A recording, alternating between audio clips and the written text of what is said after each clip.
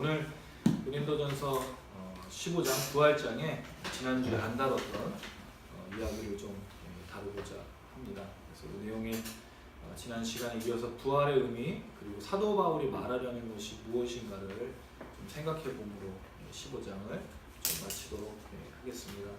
지난 시간에 이어서 그 본문의 구조를 보시면 1절 그 다음에 2절은 마지막 57절 58절과 좀 대칭이 되는 그런 내용이 되겠는데 그 내용에는 복음 그 다음에 1절에 11절과 57절 58절이죠. 그래서 복음과 감사와 권면이라는 큰 주제로 저희가 좀 생각을 해볼 수 있습니다. 특별히 복음에 관련돼서는 우리가 1절에서 11절에 있는 내용을 통해서 좀 생각해 보려고 하는데요. 그 말씀을 좀 보면서 같이 나누도록 하겠습니다. 먼저 1절에서 11절에 있는 부분입니다. 1절과 2절만 먼저 읽어볼게요. 제가 1절, 여러분 2절 읽어주시면 좋겠습니다. 형제들아, 내가 너에게 전한 복음을 너에게 알게 하노니 이는 너희가 받은 것이요 또 그 가운데 선 것이라. 너희가 만일 내가 전한 그 말을 굳게 지키고 헛되이 믿지 아니하시면 그로 말미암아 구원을 받으리라. 네, 형제들아, 사도 바울은 고린도 교회를 향해서 계속 형제들아라는 말씀을 강조하고 있습니다. 그 관계가 어떠한지를 이야기를 하고 있습니다. 근데 내용들은 사실 굉장히 강력한 권면이죠. 어떻게 보면 그 고린도 교회의 잘못된 점을 이야기하고 말하기 때문에 사실 형제들이라는 말을 하기는 좀 쉽지 않지만 형제들이라는 말을 꼭 붙이면서 그들에 대한 관계를 자꾸 이야기해주고 있습니다. 그리고 나서 복음에 대해서 말해줄 때 1절과 2절에 보니까 그는 이렇게 이야기합니다. 내가 너희에게 전한 복음을 너희에게 알게 했다라고 되어 있습니다. 두 가지로 나타나고 있죠. 복음을 어떻게 했다고 말하고 있습니다. 첫 번째로 전했다. 두 번째는 알게 했다라고 이야기하고 있습니다. 사도 바울은 전한 것으로 끝내는 게 아니라 그 복음을 이해할 수 있도록 뭐 했다는 거죠? 가르치고 설명하고 알아들을 수 있도록 했다. 근데 물론 설명한다고 다 이해하는 건 아닙니다. 왜냐하면 복음은 깨닫고 이해하는 부분이 있는데 그 모든 영역은 누구의 것이냐면 성령 하나님께서 깨닫게 해주셔야만 깨달을 수 있는 부분이기 때문입니다. 이게 시험 공부하는 수학 또는 과학 어떤 그런 학문하고 좀 다르게 연구를 많이 하면 할수록 이해되는 부분이 없는 건 아니에요. 그런 그 모든 것을 믿게 하는 것은 사람의 영역이 아니기 때문에 그건 성령님이 믿게 해줘야만 믿음을 가질 수 있는. 우리가 이제 신앙생활을 꽤 많이 했죠. 우리 미나주와도 15년 또 14년 그다음에 이제 뭐 저희 때는 이제 뭐 50대 가고 있으니까. 근데 그게 다 이해되는 게 아니에요. 배우기도 많이 배우고 알지만 근데 이제 그 모든 것 가운데 깨달아지고 이해되는 과정 속에 그 믿어지는 부분은 사실은 우리가 막 믿으려고 해서 믿는 게 아니라 믿어진다는 거예요. 깨달아지고 이해된다는 거예요. 그 부분 성령 역사를 분명히 이제 말해주고 있는데 사도 바울은 이렇게 복음 내가 너에게 전했다. 말했다. 복음은 여러분 들어야 되는 겁니다. 누가 말하지 않는데 어떻게 복음을 알 수 있어요? 그렇죠? 우리가 이 성경책을 가지게 된 것도 누가 전한 말씀을 기록하고 또는 저자들이 기록을 해서 지금까지 전해져 와서 우리가 이 복음을 들은 거지 아무도 말 안 해줬는데 예수를 알 수가 없어요. 누군가 말해야 된다. 누군가 전해야 된다. 그럼 세상 사람들이 이 복음을 들을 수 있는 좋은 방법이 뭘까요? 목사님을 찾아오는 것? 그럴 수도 있죠. 또 어떤 교회를 찾아가는 것도 있을 수 있어요. 그러나 그 전 단계가 있어야 돼요. 그들이 갑자기 교회에 올 수는 없어요. 그렇죠? 뭘 해야 돼요? 누군가한테 복음을 들어야 된다는 거예요. 누구예요 그게? 여러분입니다. 여러분들이 있는 삶의 현장에서 여러분 누군가 이야기할 때 누굴 얘기하죠? 예수를, 복음을. 그럼 그들이 그걸 듣고 믿게 되고 이해하게 되고 더 알고 싶어서 어디 나오는 거죠? 그때 교회에 나오는 거예요. 예배당으로 오는 거예요. 근데 누군가 전하지 않으면 갑작스럽게 교회 찾아오는 사람은 사실 많지가 않아요. 여러분의 매개체가 사실은 어쨌든 사도 바울은 그렇게 고린도 교회에 복음을 전한 사람으로 나타나고 있습니다. 그리고 알게 했다라고 이제 이야기를 하고 있는 겁니다. 이 이야기가 더불어서 제가 이제 어렸을 때 제일 많이 들었던 청년 때 들었던 얘기가 하나 있는데 그게 뭐냐면 어른들이 그런 얘기를 많이 했어요. 우리가 아프면 이제 감기 걸리고 요새 지금 감기가 기운이죠. 그럼 어떻게 했냐면 교회 가서 죽어야 순교다. 예배 드리다 죽으면. 그때는 근데 그게 되게 멋있다고 생각했어요. 왜냐면 예배 드리다가 죽으면 얼마나 멋있어. 하나님 앞에 너 예배를 드리다. 근데 생각해보면 웃긴 거예요. 우리가 만약에 교회에서 예배 드리다가 죽으면 어떤 일이 있을까? 그럼 세상 사람들이 복음을 들을 기회가 있나요? 우리에게 보면 너무 놀랍고 큰 은혜가 될지 모르지만 세상 사람들에게 복음을 전할 기회가 주어지지 않는다. 어디서 죽어야 되냐? 교회에서 죽으면 안 돼요. 예배당에서 죽으면 안 돼요. 어디서 죽어야 돼요? 세상에서 죽어요. 아파도 세상을 나가야 돼요. 여기 모여있는 게 아니라 흩어져 나가서 전해야 그들이 그 복음을 들을 수 있는 거예요. 근데 우리가 아팠는데 나는 교회에서 예배당에서 물론 그때가 이제 언제인지 잘 모르니까 이렇게 단편적으로 말할 수는 없지만 그럼 우리 의식이 예배당에서 죽는 이 의식이 아니고 어디서 죽어야 된다는 거예요? 세상에서. 여러분의 친구들이 예수를 모르고 여러분의 가족들이 여러분의 아는 사람들이 예수를 모르는데 나는 교회 가서 죽겠다고 한다면 어떻게 그들이 복음을 들을 수 있냐? 세상으로 나가라 이거죠. 이걸 잊어버리면 안 돼요. 근데 제가 어렸을 땐 그렇게 배웠어요. 아프면 하면서도 교회에서 예배를 드려. 근데 물론 나은 역사도 있고 은혜도 있지만 우리가 죽는 장소는 예배당이 돼서는 안 된다. 세상에서 복음을 전하다가 그렇게 나가야 된다는 생각을 합니다. 자, 이 이야기와 좀 더불어서 사도 바울은 그리고 복음을 전하고 그 다음에 이제 복음을 알게 했다라고 되어 있어요. 근데 알려주는 게 되게 중요해요. 깨닫게 해주는 거. 여러분 그냥 듣고 끝나는 게 아니어야 됩니다. 복음 반드시 알아가야 돼요. 우리 예수 얘기 많이 들어요. 지금까지 예수 얘기 들어왔어요. 근데 알고 있느냐 이거죠. 깨닫고 있느냐 이거죠. 이게 잘 안 되는 거예요. 다 듣긴 듣고 많이 배우긴 하는데 깨닫고 알아가고 있느냐는 잘 모르고 있는 거예요. 되게 신기한 건 예전에 그 사형리로 그 복음을 전도해 보면 청년 때 직장인 시절 때 해봤는데 교회를 안 다녀본 사람이 없어요. 초등학교 때 또 중학교 때 고등학교 때 다 다녀봤어. 근데 그들이 교회 떠났다는 거죠. 왜? 예수를 알고 믿기 전에 떠난 거예요. 또는 무슨 상처가 있었겠죠.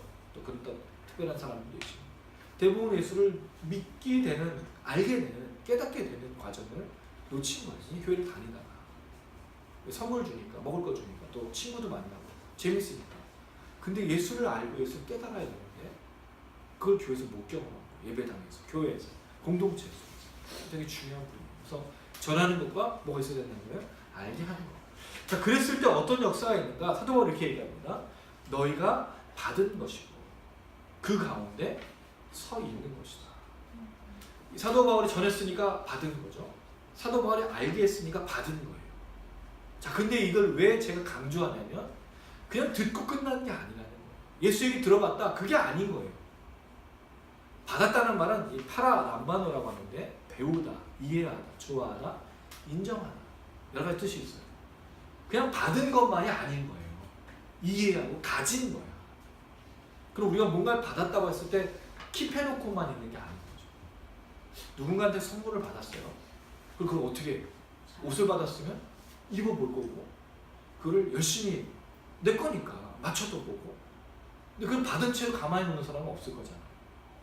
근데 예수를 받고 듣고 멈춰있는 사람이 많다는 거예요. 이걸 얘기하고 있는 거예요. 받은 거. 너희가 붙든 것이다. 너희가 이해하고 있는 것이다. 좋아하는 것이다. 그렇게 말하고 있다는 거예요. 너희가 받은 것으로 이야기하는데 자, 이 이야기하고 함께 한 가지를 좀 더 제안을 하고 싶습니다. 이 본문에는 없는 부분인데 받은 것이라는 말, 똑같은 단어는 아니에요. 이 받았다라는 말을 다른 부분에 설명하는 똑같은 헬라어 단어 아니고 파라람바노고 람바노라는 단어가 있어요. 영접하다. 어디서 들었죠 여러분? 요한복음 1장 12절. 영접하는 자, 곧 그 이름을 믿는 자들에게 하나님의 자녀가 되는 권세를 주셨나. 여기 이 말씀에 받았다라는 말을 우리가 어떻게 이해하냐? 영접하다라는 말을 어떻게 이해하냐? 주로 이제 그 무슨 어떤 사형리나 어떤 그런 전도 책자를 통해서 당신 지금 예수를 당신의 마음의 보좌에 모시겠습니까? 그런 이제 질문을 하는 거예요. 그래서 저는 생각을 해봤어요. 제가 옛날에는 그렇게 생각해서 그 4학년에 이제 그 그림책에 보면 예수 믿기 전 상태, 내 마음에 의자가 보좌가 있고 거기 내가 주인이었는데 예수가 바깥에 있고 예수 영접하면 그 마음의 보좌에 예수를 앉히는 거예요. 또 뭐 비느자라는 어떤 그런 또 무슨 이야기도 있어요. 복음을 전도할 때 쓰는 방법인데. 근데 참 여러분 생각해 보세요. 우리의 마음에 보좌가 있어요. 그럼 우리 마음은 어디 있어? 우리 마음은 어디 있어요? 여기 심장에? 여기 있어요. 근데 또 외국 사람들은 마음을 하면 어디가 있을까? 여기가 있을까? 마인드거든. 우리 심장을 가리켜요. 그럼 어디 있는 거예요 도대체?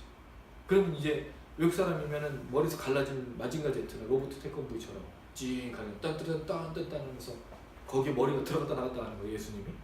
만약 심장이 여기 갈라졌어. 심장이 이쪽으로 뚝뚝뚝 뛰고 있는데 그 안에 의자가 이렇게 있는데 예수님이 거기 들어가는 거예요. 그게 아니라는 말이죠. 우리 이걸 한 번도 제대로 생각해 본 적이 없어요. 영접하다를 마음에 보존하는 어떤 추상적인 구체화되지 않은 어떤 개념이라는 걸 생각해서 거기에 예수님을 앉히는 거로 자꾸 생각하는 거예요.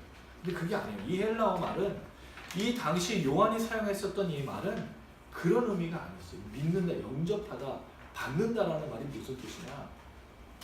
당시에는 뭐가 있었냐면 후견인 제도라는 게 있었어요. 주인이 종을 거느려요. 노예. 그 노예는 자기 아들이 아니에요.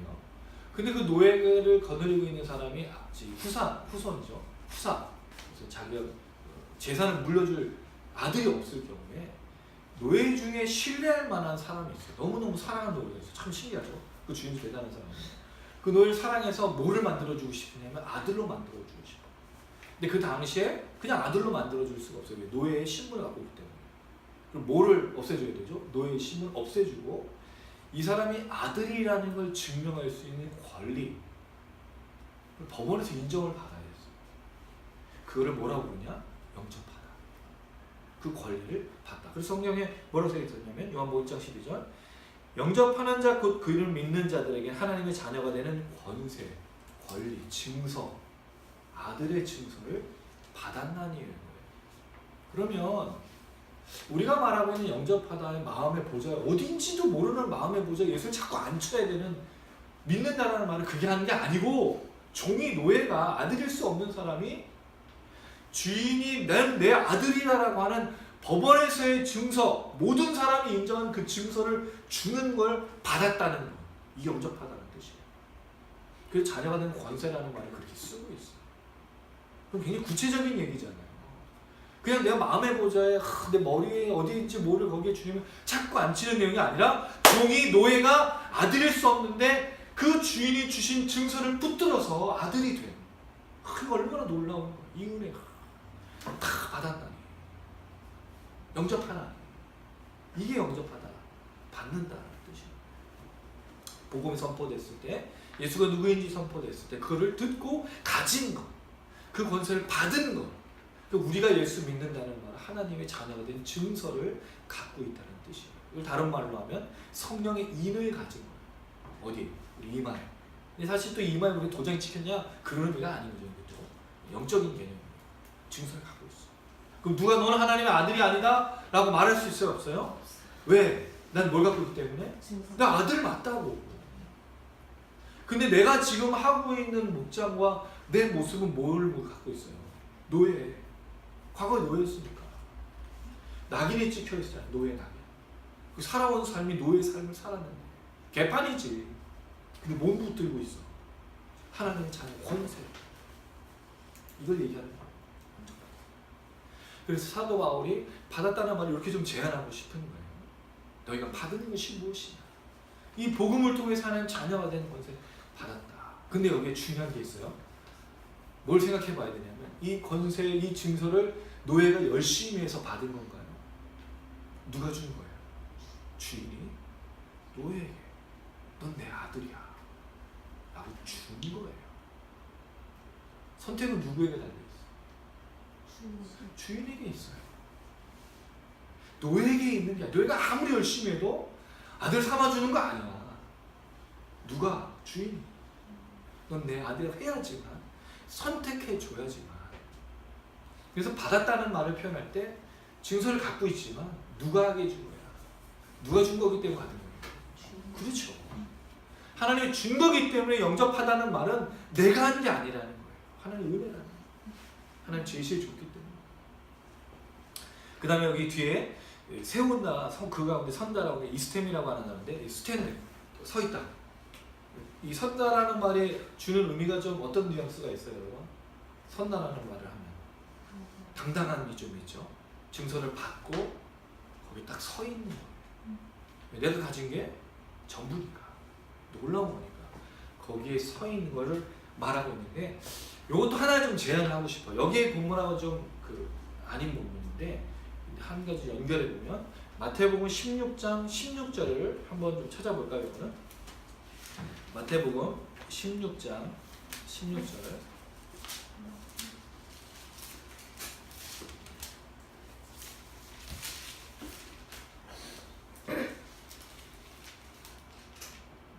마태복음 16장 16절에서 19절까지.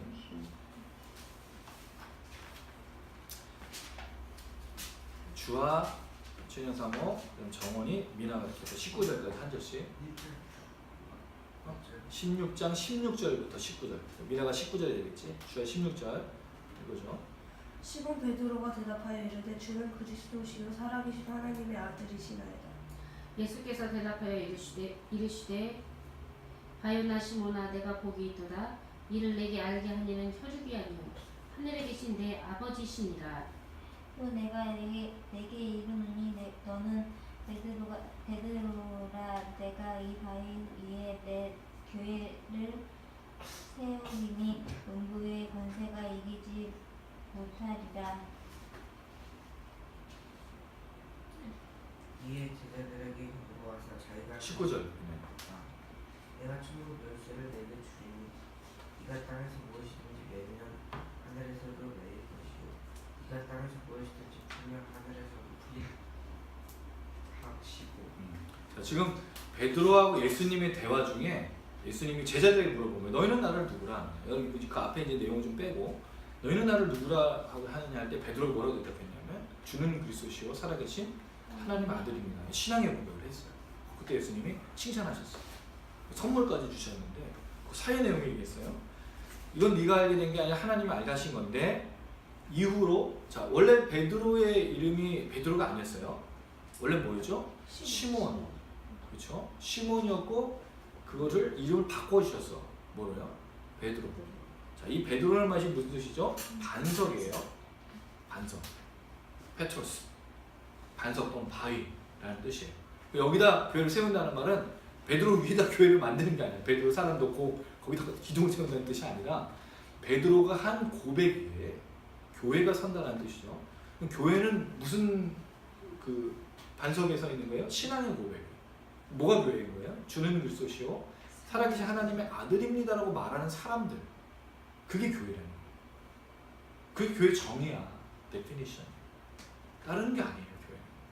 교회는 건물을 말하는 거야. 또는 교회는 뭘 하고 있냐를 말하는 게 아니에요. 교회는 뭐죠? 주는 그리스도시요 살아계신 하나님의 아들입니다라고 고백하는 사람들의 공동체. 그래서 우리가 뭐 해야죠? 모여서 찬양하는 이유가 있어. 하나님은 하나님이시고 아들 예수 그리스도. 기도도 하나님 그 아들 예수 그리스도. 성령님. 그래 이 얘기하는 게 교회인 거예요.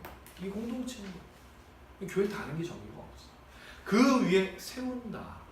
그랬을 때 오늘 다시 본문으로 돌아와서 너희가 받은 복음 주는 그리스도시요 살아계신 하나님의 아들 이 예수에 관한 이 복음을 받았고 그 가운데 서 있다. 그게 교회다. 공동체다.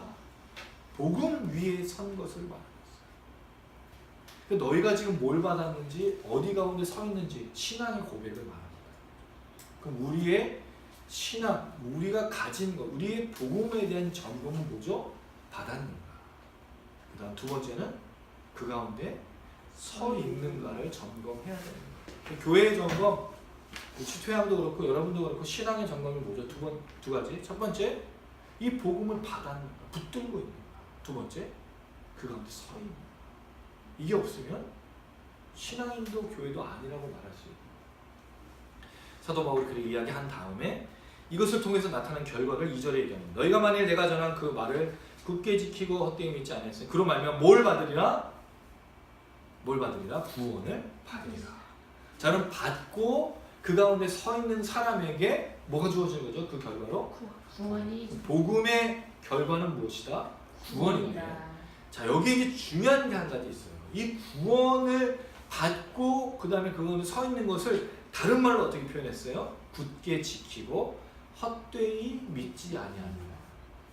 자, 받고 그 가운데 서 있는 것을 뭐로 표현해서 다시 굳게 지키고 헛되이 믿지 아니하였습니다. 자, 그래서 이거를 나눠봅시다. 자, 받은 것과 연결되는 거는 뭔 것 같아요? 받은 것과 받았으니까 지키고. 아닙니다. 헛되이 믿지 않는 걸 받은 거라 연결할 수 있어요. 그럼 서 있는 것은요, 굳게 지키는 거예요.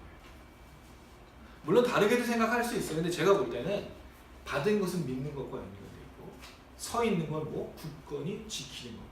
서 있으려면 지켜야 서 있지. 자기가 확실하다고 느끼지 않는데 당당하게 서 있을 수 있나요? 아니에요. 뭔가 믿음이 안 가고 뭔가 지키지 못하고 있으면 그렇죠. 당당하게 서 있을 수가 없는 거예요. 네. 어쨌든 뭐 다르게 생각해도 상관없어요. 근데 중요한 건 받고 그 가운데 서 있는 것과 믿는 것과 지키는 것을 말하고 있어요. 자, 그러면 제가 이 이야기를 왜 좀 하고 싶으냐면 구원 얻는 믿음, 구원의 결과를 주는 믿음이 과연 무엇인가를 말해주고 싶은 거예요. 믿음이 뭘까요? 믿음이 뭐죠? 예전에 제가 그 청년 때 어렸을 때는 이런 얘기가 참 많았어요. 절대 믿음, 무조건적인 믿음. 믿음은 조건 없이 믿어야 돼요. 무조건 믿어야 돼요. 절대적인 신뢰, 흔들리지 않는. 물론 틀린 말은 아니지만 참 이게 뭘 주고 있냐면 그래서 사람들이 진짜 예수를 못 믿는 거예요. 왜? 그 믿음을 그렇게 생각하는 거예요. 아무것도 생각도 안 하고 아무것도 깨달은 게 없는데 뭐 해야 되는 거예요? 믿어야 되는 거예요. 믿으면 어떻게 되죠? 믿어야 돼, 믿어야 돼. 안 믿어지면 어떻게 돼요? 내가 뭔가 문제가 있고 불안하니까 믿게 해주세요, 믿게 해주세요. 막 자기를 닥달을 해요. 근데 믿음은 그렇게 생겨날 수가 있나요? 그 믿음이 아니에요.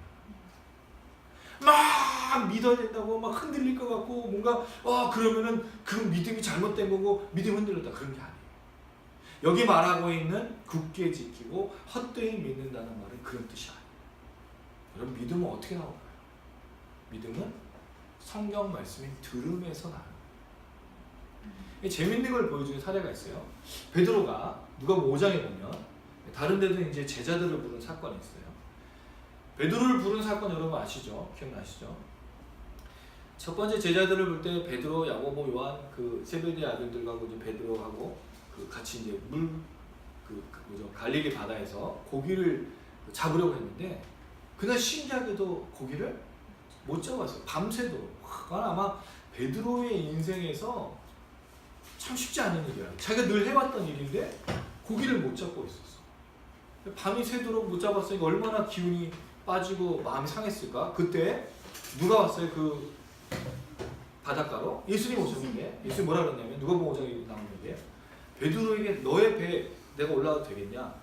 올라가도 된다고 하니까 거기서 잠깐 이 바닷가에서 해변에서 좀 뛰라고 그랬어요. 왜냐면 사람이 너무 많으니까 뛰어서 예수님 거기서 말씀을 전하셨어요.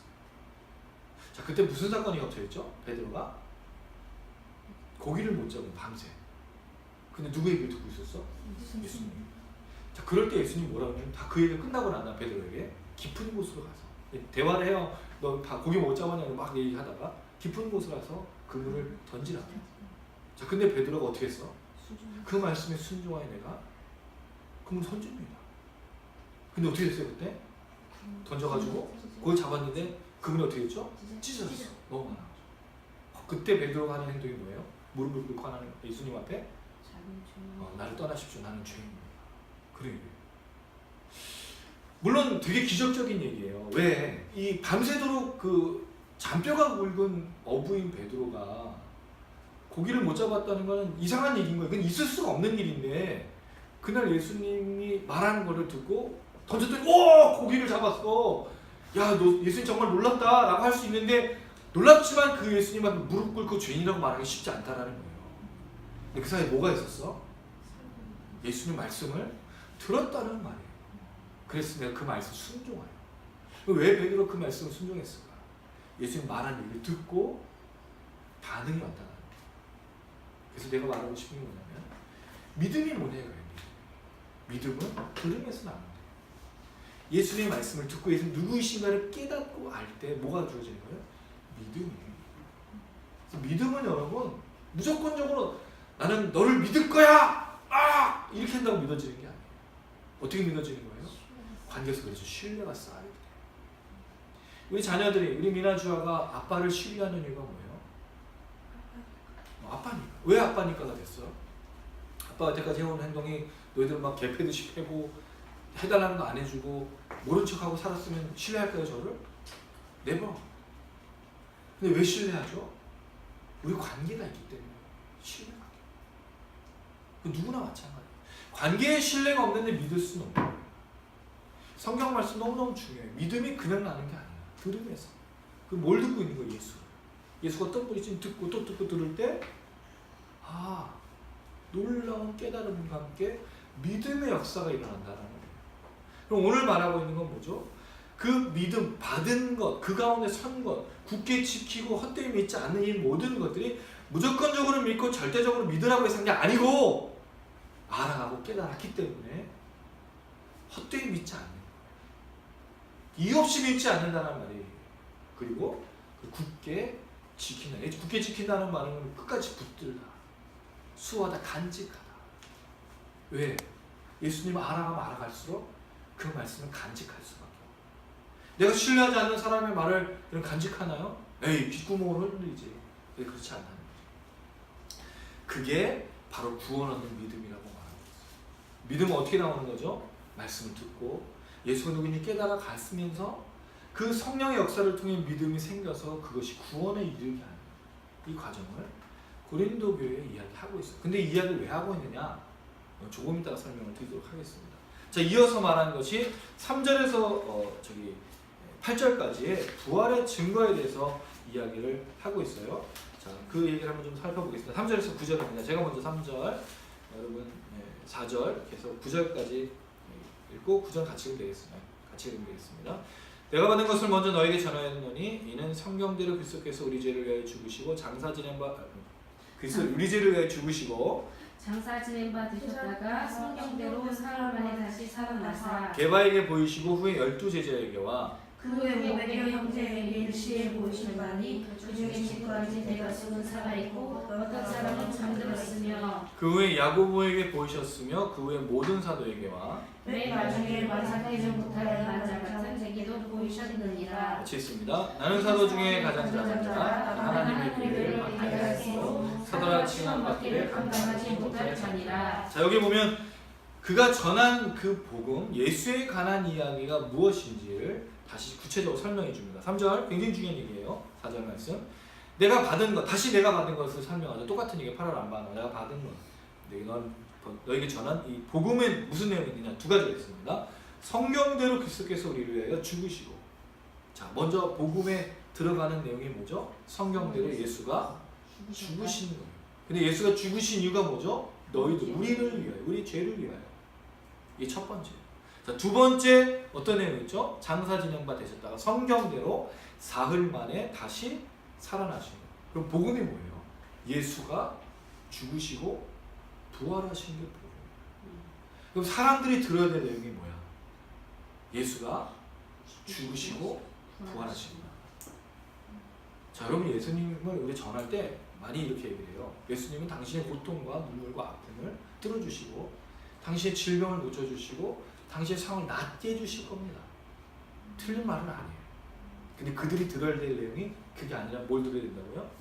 당신의 죄를 위해서 죽으셨고 그 예수님이 당신의 죄를 위해서 죽으시고 부활했습니다. 다르죠, 차원이. 다른 누군가가 복음을 들어야 될 내용이 뭐라고요? 예수가 당신 때문에 죽으시고 나와 똑같이 부활하신 겁니다. 당신의 사업을, 당신의 자녀를, 당신의 건강, 당신의 기도에 응답하고 평안을 주기 위해서 예수를 전하는 게 아니라는 거예요. 당신의 죄 때문에 예수가 죽으셨습니다. 당신의 죄 때문에 예수가 부활하셨습니다. 이걸 전해야 되는 게 복음이라는 거예요. 여러분 이걸 잊어버리면 안 돼요.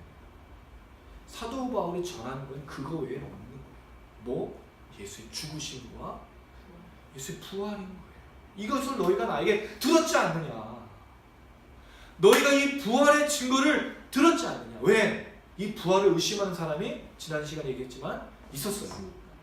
그 교회의 거짓 교사들이 뭐가 없다고?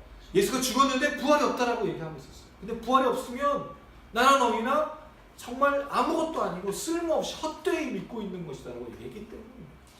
너희가 들어야 될 게 뭐냐? 너희를 위해서 죽으시고 너희를 위해서 부활하신 예수를 너희가 회복하고 들어야 된다라고. 예수의 죽으심, 예수의 부활. 참 재밌죠? 제가 청년사역을 오래 하면서 질문 한 가지 해본 적이 있어요. 무슨 질문? 예수가 당신의 삶에서 어떤 그 존재냐? 다른 말로 예수로만 만족하십니까?를 질문했어요. 자, 여러분 어떨 것 같아요? 예수로만 만족할 수 있습니까? 먹고 싶은 거 많고, 입고 싶은 거 많고, 해야 될 것 많고, 놀아야 될 것도 많고, 이 연휴 휴가, 지금 연휴가 지금 10일이죠? 어제 보니까 100 몇만 명이 해외로 나갔다는 얘기가 있고, 어떤 사람들이 연휴가 기니까 그 어떤 그 놀이공원을 갔는데 사람들이 안 올 줄 알고, 왜냐면 굉장히 긴, 갔더니 난리가 나는 거예요. 이것들이 있어야 우리가 살아가는데 예수로만 만족하겠는가? 예수로만 충분하십니까? 라는 질문을 할 때 이게 대답이 될까요, 여러분? 어떻게 생각하세요? 안 될 것 같죠. 근데 이게 대답이 된다는 거예요. 왜? 사람들이 들어야 될 내용이 뭐예요? 예수가 당신을 위해서 죽으셨습니다. 예수가 당신을 위해서 살아나셨습니다라는 걸 들어야지 이게 복음이라는 겁니다. 이것 외에 다른 것, 당신은 좋아질 겁니다, 나아질 겁니다, 괜찮아질 겁니다, 사업이 성공할 겁니다, 건강해질 겁니다, 이게 들어야 될 내용이 아니라 당신 때문에 예수가 죽었습니다. 당신 때문에 예수가 부활했습니다. 왜? 여러분 생각해 보세요. 왜 이야기를 하죠? 사람의 궁극적인 목적이 뭐예요? 영원한 삶이에요. 영원한 삶이 보장이 안 되는데 오늘 입고 오늘 먹고 살아가는 거 생각해 보세요. 좋죠? 그 내일 죽어요. 근데 그 죽는데 그 다음에 뭐가 있어요? 치유가 있어요. 불안, 두려움. 이거 잘 보여주는 게 뭐예요? 이단과 사이비가 이제 지구가 종말하니까 맨날 뭐래? 빨리 주님 오니까 집을 바쳐라. 다 갖다 바쳐. 사람들 불안하니까. 또 어떤 잘못된 교회는 어느 땅을 사가지고 다 몰려가서 지금 난리가 났어. 거기 지금 주님이 오셔야 되는데 아직 안 오셨거든. 거긴 지금 주님 오신다고 갔는데 전쟁 나가지고. 근데 어떻게 해요? 잘못 알아듣고 있다는 거죠. 이 사람이 결국에 근본적으로 해결이 될 문제가 뭐예요? 죄의 문제, 죽음의 문제인 거예요. 사도 바울이 얘기했어. 만약에 부활이 없으면 자기 뭐 할 거라고? 오늘 먹고 마시자. 저도 지난주에 얘기했잖아요. 오늘 내가 만약 부활이 없으면 나 이거 목사 안 한다고 그랬어요. 부활이 없는데 내가 목사할 일이 뭐가 있어. 나 죽기까지 어차피 죽을 거니까 내 인생 막 살 거예요. 근데 내가 그렇게 안 사는 이유는 부활이기 때문에. 사도 바울이 말한 건 너무너무 중요해요. 우리가 전하고 우리가 나눠야 될 내용이 뭐다? 예수가 죽으시고 부활하셨다는 거예요. 여러분이 붙들어야 될 내용이에요. 예수로만 충분하다. 예수로만 만족한가? 만족한다. 왜? 예수의 죽음과 부활을 통해 구원이 주어졌기 때문이다. 그걸 사도 바울이 말하고 있습니다. 자, 이 증거를, 부활의 증거를 설명하는데 게바가 누구예요 아까? 베드로였어요? 근데 왜 게바가 먼저였을까? 물론 순서대로 보면 게바가 먼저 아니야. 먼저는 막달라 마리아와 여자들이 나타나는데 오늘 말씀에 아까 복음은 뭐였죠? 받은 것과 그 가운데 서 있는 것. 아마 이것과 연결해서 게바 베드로를 말한 것은 아니겠는가? 그리고 이게 유대인들 그 당시에도 고린도 교회에 있는 게바파 뭐 그걸 말하면서 아마 여러 가지 이유가 있을 건데 그 게바에게 보셨다. 그 다음에 후 12제자에게 보셨고 500여 형제에게는 그 동시에 보셨고, 자, 그 사람들이 대다수는 살아있고 어떤 사람들은 잠들었다. 자, 근데 재밌는 게 있어요. 예수님은 3절에 보니까 우리를 위해서 죽으셨다고 되어 있는데 왜 6절에 보면 어떤 사람은 잠들었고라고 했을까? 예수님 죽으셨다고 표현했는데 부활을 본 사람들은 잠들었다라고 말하고 있어요. 잠들었다는 건 무슨 뜻이죠? 다시 깨어난다는 거예요. 그럼 예수님은 왜 죽은 거로 표현하고 이 사람들은 잠든 것이라고 했을까? 그냥 좀 과장돼서 생각해보면 예수님의 죽으심을 통해서 예수 안에 죽은 사람들은 다 뭐 하고 있는 거예요? 잠자. 왜? 부활할 거니까. 그렇죠. 근데 예수님은 죽으셔야만 돼. 그렇죠? 그냥 죽으셨다고 표현하고 그를 따르는 사람에게는 잠든다. 스데반이 불에 맞아 죽을 때 잠잔다고 표현했어요. 다시 에게이로. 부활이라는 말 참 재밌어요. 깨어나다는 뜻도 있고 일어나다는 뜻도 있어요. 다시 일어나다. 그게 부활이에요. 하나님 일으키셨어. 그렇게 이제 설명을 하고 있어요. 자, 그 다음에 7절에 보니까 누가 나오고 있죠? 야고보. 자, 야고보가 누구죠? 야고보가 누가 있어요? 여러분 아는 야고보. 세베대 아들 야고보. 예수님의 형제. 예수님 형제 야고보가 있어요. 이 사람은 누굴까요? 세베대 아들일까요?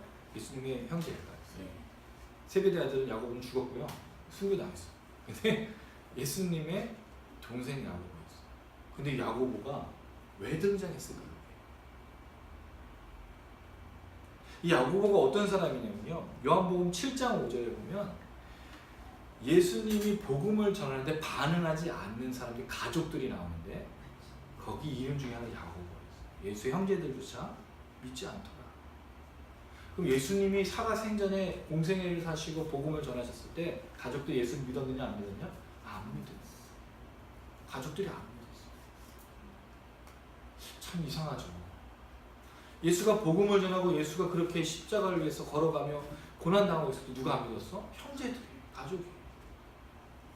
얼마나 슬프셨어요. 근데 어쨌든 이 야고보가 나중에 어떤 사람이 되냐면 사도 중에 한 사람, 복음을 전하는 사람 중에 한 사람, 예수님 제자 중에 한 사람, 그리고 오늘 예수의 부활을 경험한 사람.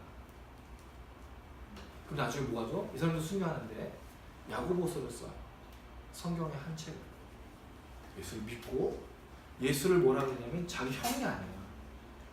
부활 이후에 예수 만난 다음에 자기 구주라고 고백해. 참 놀랍죠? 그게 야고보였어요. 그래서 야고보를 아마 사용한 건 아닌가. 그리고 나서 모든 사도에게와 자, 8절에 보니까 사도 바울이 자기를 뭐라고 표현하고 있죠? 맨 나중에 만삭되지 못해서라는 말은 출산을 일찍 한 거예요. 원래 이제 그 임신해서 잉태된 날짜가 차서 나온 게 아니라 미숙아로 나온 거죠. 그러면 정상적인 이 육체가 될 때까지 이제 지금의 인큐베이터도 들어가는데 그 당시 또 그런 게 아니니까 미숙아라는 그런 뭐 칠삭동이 뭐 그런 뭐 표현도 있고 그러는데 아무튼 사도 바울은 자기 육체적으로 좀 그런 면이 있었다라고 설명하고 있어요.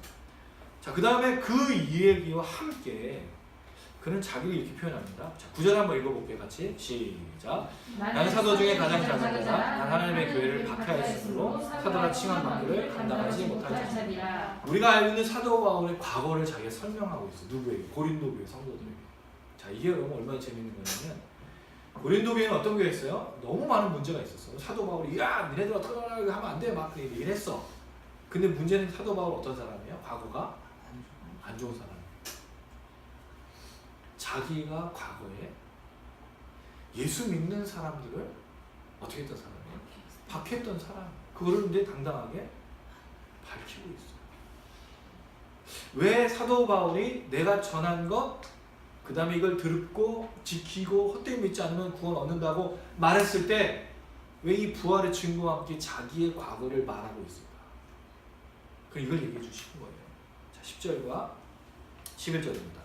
10절을 같이 11절까지 같이 읽게요. 너무 중요한 구절입니다. 시작. 그러나 내가 나된 것은 하나님의 은혜로 된 것이니 내게 주신 그의 은혜가 헛되지 아니하여 내가 모든 사도보다 더 많이 수고하였으나 내가 하는 것이 아니고 오직 나와 함께 하신 하나님의 은혜로라. 그러므로 나나 그들이나 이같이 전파하되 너희도 이같이 믿었느니라. 왜 그가 이 믿음에 관련돼서 복음에 대해서 이야기하고 부활의 증거를 설명하며 자기를 이렇게 말할 수밖에 없었는가? 왜냐하면 자기와 같은 사람에게도 하나님의 은혜로 무엇이 주어진 거죠? 복음이고 그 부활이 예수의 역사가 자기에게 주어졌다. 그럼 사도 바울이 기억하고 있는 건 뭐예요? 자기의 과거도 아니고. 그런데 사도 바울 여러분 잘 아시지만 과거엔 그런 인생이었는데 예수를 만나고 나서 어떤 삶을 살았죠? 복음을 위해 목숨을 바쳤어요. 대단한 거예요. 이렇게 썼어. 내게 주신 그 은혜는 헛되지 아니하여 내가 모든 사도보다 더 많이 수고했다. 정말 그렇게 수고했잖아요. 근데 그걸 말하고자 하는 게 아니죠. 육체적으로 부족한 과거의 이 잘못된 그 과거의 삶 또는 영적으로 풍성한 삶 그 모든 것들을 강조하고 싶은 게 아니었어요. 그는 그 자신을 뭐로 표현하고 있어요? 하나님의 은혜. 근데 아까 우리가 처음에 뭘 얘기했죠? 복음을 얘기했어요. 내가 듣고 내가 받고 깨닫고 내가 지키고 있는 믿음, 내가 받은 구원, 그게 전부기 때문에 과거에 어떤 삶이었는지 그가 대단한 업적을 이뤘던 어떤 영적인 사람이든지 상관없이 뭐가 그 자신에 있는 거죠? 하나님의 은혜. 아마 우리 미나주아가 깊이 이야기는 아직은 잘 모를 거예요. 근데 언젠간 이거를 목사님이 아빠가 얘기했던 얘기가 이거구나라는 걸 깨달을 때가 올 거예요. 지금 아직 인생에 길게 살지 않았기 때문에. 근데 저는 점점 가면 갈수록 너무 잘 느끼고 있어요. 되게 참 좋은 일이 있어요. 뭐가 있냐면 제가 이제 좀 있으면 이제 얼마 있으면 50이 되는데 인생의 반을 사는 거죠. 물론 100세까지 살지는 잘 모르겠어요. 근데 인생의 반을 거칠 때 새로운 그 영적인 삶에 대한 갈망, 갈급함을 좀 생겼어요. 그전에는 실패, 좌절, 우리가 지금도 잘하는 게 아니에요.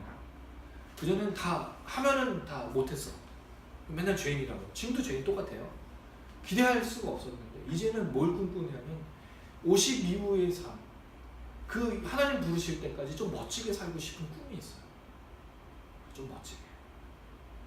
되게 웃기죠? 젊었을 때 멋지게 사는 꿈이 아니고 이제 이 나이, 이 얼굴로 내 하나님 부르실 그때까지 참 아름다운 얼굴, 멋지게 살고 싶은, 당당하고 멋지게 기도해 주세요. 사실 쉽지 않아요. 잘하고 있는 거 아니에요. 지금 여전히 죄인이고 부족합니다. 근데 이 사도 바울의 하나님의 은혜가 저를 주장할 거라고 믿고 있어요. 할렐루야. 그래서 이제 기대하면 그 복음, 받은 복음 헛되이 믿지 않고 굳건히 지키는 이 구원의 역사가 매일매일 저희의 주장돼서 주님 부르실 때까지 걸어간다. 이 하나님의 은혜였다. 근데 그가 마지막에 이렇게 덧붙이고 있어요. 나와 함께 하신 하나님의 은혜로 나는 여전히 전파하고 그들도 전파했고 너희를 믿게 되었다. 복음의 역사가 계속 이어질 것을 말하고 있는 거예요. 자, 그 다음에 마지막 57절, 자 58절입니다. 57절, 58절. 제가 57절, 여러분 58절 읽어주세요. 우리 주 예수 그리스도로 말미암아 우리에게 승리를 주신 하나님께 감사하노니. 그러므로 내 사랑하는 형제들아 견실하며 흔들리지 말고 항상 주의 일에 힘쓰는 자들이 되라. 이는 너희 수고가 주 앞에서 헛되지 않은 줄을 알미라. 아멘. 자, 이 말씀을 보니까 사도 바울이 마지막으로 부활에 대해서 이야기하고 이렇게 권면하는 내용이 나타나고 있습니다. 앞에 있는 복음과 연결해서 좀 볼 수 있는 내용인데요. 감사와 권면입니다. 우리 주 예수 그리스도로 말미암아 우리에게 뭘 주셨다? 승리를 주셨다. 부활이 주는 마지막의 최후는 승리입니다.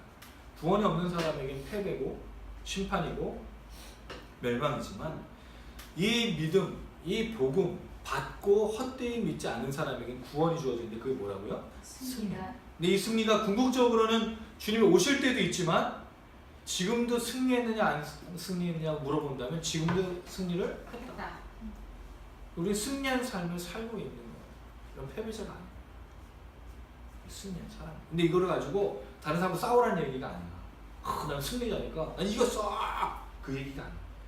내가 죄와 사망과 모든 심판으로부터 자유, 승리. 여러분 재밌는 게 있어요. 뭐가 재밌냐면 우리가 이제 그 월드컵 나가면 이제 축구 대표팀이 축구를 하고 또 이제 요새 이제 김연경 선수가 배구를 너무 잘해가지고 지금 잘하고 있어요. 자, 그 결과를 알고 보는 거랑 결과를 모르고 보는 거랑 어떤 차이가 있죠? 결과를 알고 보면 마음이 여유가 있어요. 평안해. 왜? 알고 있어. 이겼어. 이거 알겠어. 그래서 볼 때 뭐 흔들림이 없어요. 중간에 그런 위기가 없을까요? 위기가 있죠. 뭐 골을 하나 더 먹기도 하고 또는 막 지고 있다가 근데 결론 뭐를 알고 있어 우리가? 이긴 걸 알고 있으니까 끝까지 것 중이야. 근데 결론을 몰라. 이 결과가 어떻게 될지 동시간 시청을 하고 있어요. 그러면 위기가 오고 골을 먹었을 때 축구 같은 경우 와 우리 지는 거 아니야 패배감 이거 큰일 났어 막 당황하고 그럴 거 아니에요. 손발이 막 떨려 땀에 막 땀에 손이 아니라 손에 땀이 막 지워지고 있어. 근데 이긴 걸 알면 비록 그 상황 순간순간이 어렵기도 하지만 뭐가 있어 결론이? 이긴 거야. 그게 그리스도인의 삶입니다. 할렐루야. 아멘. 이미 이겼어. 승리했어. 죄와 사망의 모든 권세로부터 자유해요. 심판이 없어. 멸망이 없어. 그러면 우리가 살아가는 삶의 고난과 어려움들이 있어요. 근데 그게 문제가 되지 않아. 힘들죠 당연히. 뛰어넘으려면. 근데 뭘 갖고 있을 거예요? 승리. 위너예요 위너. 위너의 여유를 가져야 돼요. 승리한 자로서 모든 것들을 주님 안에서 잘 겪으시고 걸어가시길 바랍니다. 이게 참 쉽지가 않아. 이걸 알면서. 근데 이긴 자라는 것, 승리한 사람이라는 것을 꼭 기억하셨으면 좋겠습니다. 그리고 나서 사도 바울이 말하고 있습니다. 그러므로 내 사랑하는 형제들아 부탁합니다. 견실하며. 이 견실하다, 견고하다, 확고하다. 확실한 거예요. 왜? 승리한 사람에게 뭐가 있죠? 흔들림이 없는데 견고한 거예요. 뭐에 견고한 거예요? 자기 스스로 견고한 게 아니라 이미 승리한 거, 이미 복음을 가진 거, 이 복음의 역사가 무엇인지를 알고 있고 깨닫고 있으니까 흔들림이 없어요. 견고해. 모르면 견고할 수가 없죠. 이건가 저건가 확실하지 않으니까 의심이 생길 수밖에 없는데 견고하다는 걸 알고 있으니까. 그래서 아까 말했듯이 믿음은 들음에서 나는 깨달음과 이해가 있어야 됩니다. 신앙은 여러분 은혜로 사는 게 신앙은 깨달음입니다. 이해가 있어야 돼. 그때 뭐가 주어지죠? 그 깨달음과 이해의 은혜가 주어지는 거예요. 꼭 기억하시기 바랍니다. 두 번째, 흔들리지 말고. 부사 내용이 반복되고 있어요. 같은 내용이에요. 움직이지 않는 것, 확고한 것, 흔들리지 않는 것. 그렇죠. 견고하니까. 갖고 있는 게 있으니까. 깨닫고 있는 게 있으니까. 알고 있는 게 있으니까. 이해하고 있는 게 있으니까. 자, 두 번째 부탁입니다. 항상 주일에 더욱 힘쓰는 자들이 되라. 자, 이 이야기를 한국 사회에 전해주면 주의 일을 뭐로 받아들이냐가 중요한데 우린 주의 일을 주로 뭐로 받아들이죠? 교회의 일로 받아들이는 거예요. 자, 그럼 주의 일 항상 더욱 힘쓰는 자들이 되라 라고 말하면 목사님들은 교회 일로 바꾸면 다 뭐 해야 돼? 와서 교회에서 청소하고 교회에서 예배드리고 교회에서 성경 공부하고 교회에서 기도하고 교회에서 예배드리고 교회에서 먹고 교회에서 다 하는 걸로 바꾸는 거예요. 그러면 세상에서 살아가는 가정의 일, 학업의 일, 여러 가지 우리의 삶의 일은 내버려두고 교회 일만 하는 거예요. 이게 그 얘기일까요? 아닙니다. 부활과 승리와 모든 걸 가진 자로서 학생으로서 열심히 공부하고 직장에서 열심히 일하고 아빠, 엄마, 아들, 딸 이 모든 관계 속에서 열심히 하고 그게 주의 일이라는 걸 잊지 말아요. 특별히 이 본문 안에서는 무슨 내용일까요? 부활을 믿고 있는 사람. 중요한 얘기 지난주에 한 적 있어요. 부활이 없는 사람의 특징이 있었어. 무슨 특징이 있었어? 먹고 마시자. 먹고 마시는 게 나쁜 게 아니야. 이건 무슨 먹고 마시자는 게 되는 거죠? 술 먹고 마시는 방탕과 타락의 죄로 나가는 거. 왜? 우리 지난주에 얘기했어요? 우리 말씀 속에 찾아본 내용입니다. 지난주에 깨어서 있지 않는 사람들의 특징, 먹고 마시자라고 말하는 사람의 특징이 있었어요. 그게 뭐죠? 19절 말씀을 보니까 세례가 무슨 필요가 있느냐라고 말하고 나서 난 날마다 죽노라 라고 이야기한 다음에 속지 말라 33절 선한 행실을 더럽히는 것 34절 같이 읽습니다. 15장 34절 시작 깨어 의를 행하고 죄를 짓지 말라 하나님을 알지 못한 자가 있기로 내가 너를 부끄럽게 하기 위하여 말하노라. 자, 먹고 마시자. 선한 행실하지 않는 사람의 특징이 뭐예요? 깨어있지 않아. 의를 행하지 않고 뭘 하고 있죠? 죄를 짓고 있어요. 이게 사도 바울이 말하는 거예요. 항상 주의 일에 더욱 힘쓰는 사람, 깨어있는 사람, 의를 행하는 사람, 죄 짓지 않는 사람, 선한 행실을 하는 사람, 하나님을 더욱더 알아가는 사람이라고 말하고 있는 거예요. 교회 일을 알아! 그 얘기를 하고 있는 게 아니에요. 항상 주의 일. 자, 근데 여기 여러분 재밌는 표현이 있어요. 뭐가? 주의 일에 더욱 힘쓰다라는 표현이 막 애쓰고 수고하는 것 같잖아. 근데 원래 원어는 그게 아니고요. 풍성하다는 뜻이에요. 주의 일을 풍성하게. 자, 그럼 깨어있는 것도 풍성하고 의를 행하는 것도 풍성하고 선한 일도 풍성하고 하나님 알아가는 것도 풍성하고 다 넘치는 거예요. 넘치는 거예요. 예, 괜찮아요. 넘치도록 그 일을 행하라. 그럴 때 너희 수고가 주 안에서 헛되지 않다. 자, 이게 참 재밌는 표현이 왜 재밌다고 그러냐면 이 앞선 이야기에는 부활이 헛되다고 하는 사람들의 얘기예요. 그게 아니라는 거예요. 부활은 진짜이기 때문에 너희 수고가 헛될 수가 없다는 거예요. 왜? 부활이 있기 때문에. 근데 부활이 없다고 하는 사람은 다 헛된 거잖아요. 뭐가 그들에게 헛되지 않은 거죠? 오늘 먹고 마시는 게 헛되지 않은 건데 우리는 그게 아니에요. 깨어있고 의를 해라. 선한 행실을 하고 하나님의 일을 넘치고 풍성하게 하는 것을 헛되지 않은 것이라고 말합니다. 그게 승리한 사람의 삶입니다. 너무 많은 얘기를 해서 좀 어려울 수는 있지만 근데 우리 미나주와는 기대가 돼요. 우리 정원이 우리 가족 기대가 돼요. 우리 이 말씀대로 살아요. 우리 이 말씀으로 또 기대하며 나갈 거예요. 자, 근데 여기에 이제 한 가지만 더 이야기하고 마치면 견실하며 흔들리지 말고 더욱 힘쓰려면 한 가지 중요한 성령의 성품이 필요해요. 뭘까요? 인내입니다. 견디고 흔들리지 않으려면 인내가 필요해요. 기다리는 거. 왜? 이 부활이 속히 오고 있나요? 아니에요. 너무 더디게 오고 있어요. 주님이 오신다고 빨리 온다고 했는데 거짓말했어요. 빨리 온다고 2000년이 지났어. 그리고 죽었어. 잠자는 거죠. 얼마나 더디 와. 왜 그런 거 있잖아. 우리 한국 사람들이 잘하는 거. 수련회나 이제 어디 가 여행 가면 야, 저 언덕 하나만 넘으면 다 왔어. 그 언덕 한 수십 번은 넘어가야지 다 온 건데. 근데 다 그런 거예요. 예수님이 빨리 온다고 그랬는데 아직도 안 와.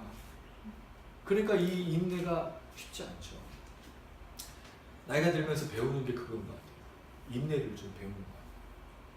우리가 같이 기도하는 기도 제목이 있죠. 우리가 같이. 그래서 2달을 놓고 기도하고 있는데 인내하고 있는 거죠. 근데 저에게 이 인내가 얼마나 소중한지 모르겠어요. 뭔가 바라고 있으면 기다리는데 그 기다림 속에 저를 돌아보게 되고 또 알아보게 되는 거예요. 사실 여러분도 기다리고 있는 것들이 있어요. 그렇죠?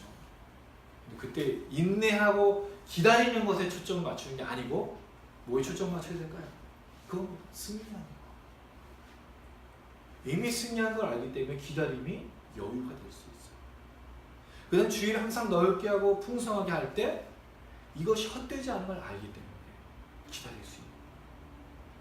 그 여러분들 되시기를 주님의 이름으로 축원합니다. 아멘. 아멘.